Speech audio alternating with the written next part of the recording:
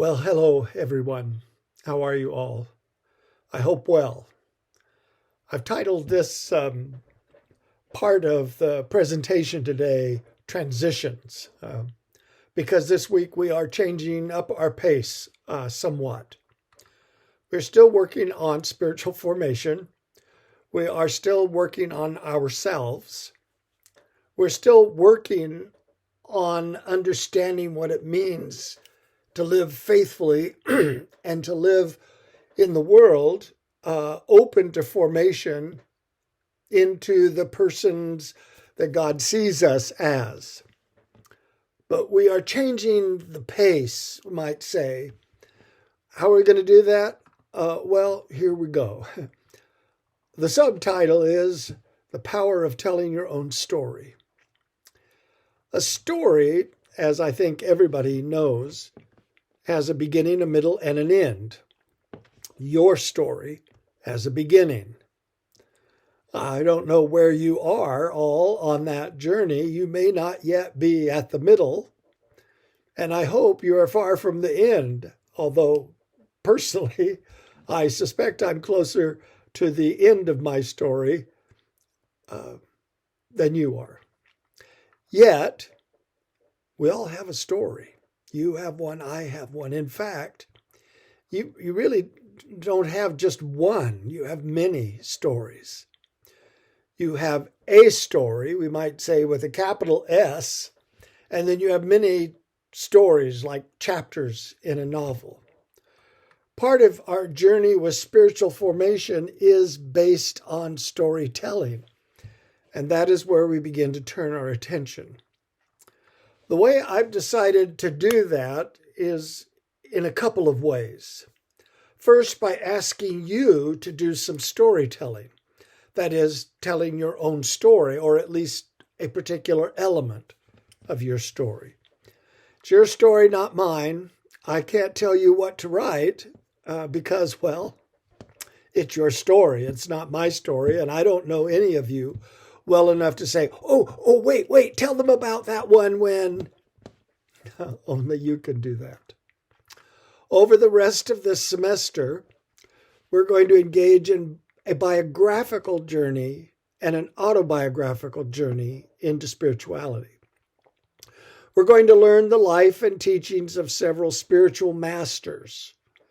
It's only fair then that we share, even as we share the stories of others. We share our own story as we share the stories of others. I'll say more about that, how we're going to engage the masters next week. But for now, I'm going to talk about the power of story and why I'm asking you to do this. We're going to pursue two tracks at the same time, both of which are designed to continue exploration of formation and consider other perspectives on formation. Of course, you will continue your work, at least I hope continue that you've started this, your work on your spiritual practice that you identified, or at least most of you have identified, and meet the deadline for that ongoing assignment. Beyond that, one track will focus on the power of storytelling. That's what we're doing right now. The other track is the power of biography, which, of course, is another way of storytelling.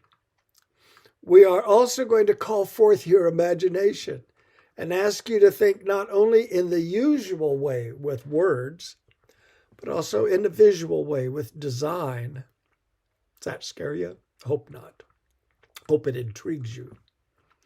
Up to now, working our way through Palmer, we have been looking at ourselves in the light of his journey to health and wholeness, sort of looking at his story, our story through his story, and reflecting on what he has learned and discovered through his storytelling, and engaging then us to reflect on our own.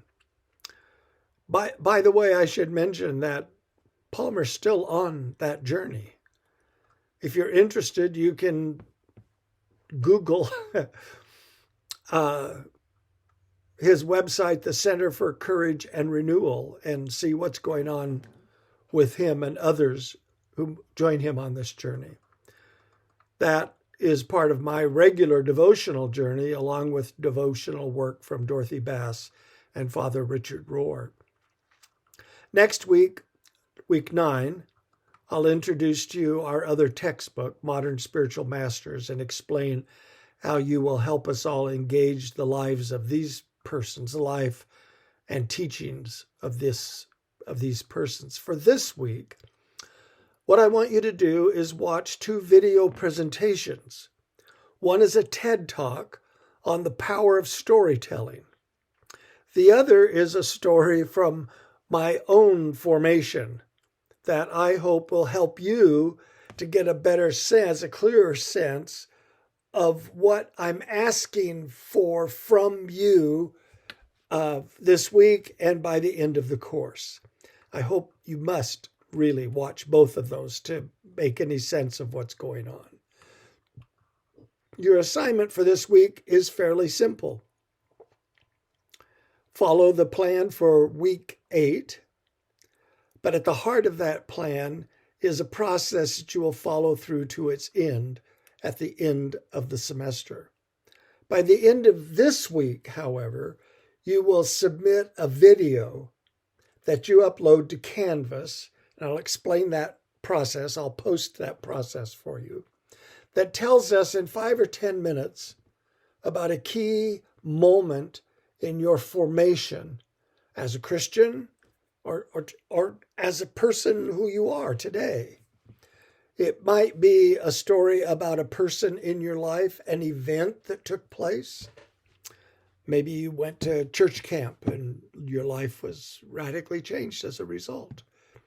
A discovery that you made, a spiritual experience, perhaps an encounter with God in Scripture or in prayer, or your baptism, or that moment when you decided to become a Christian. Anything that you treasure as a turning point in your life and that still resonates with you today. I call these touchstone experiences, things that you go back to and you remember because they matter so much. This story you'll share this week is the beginning of a final reflection over the entirety of this course in spiritual formation. Much more about it will be shared later this semester.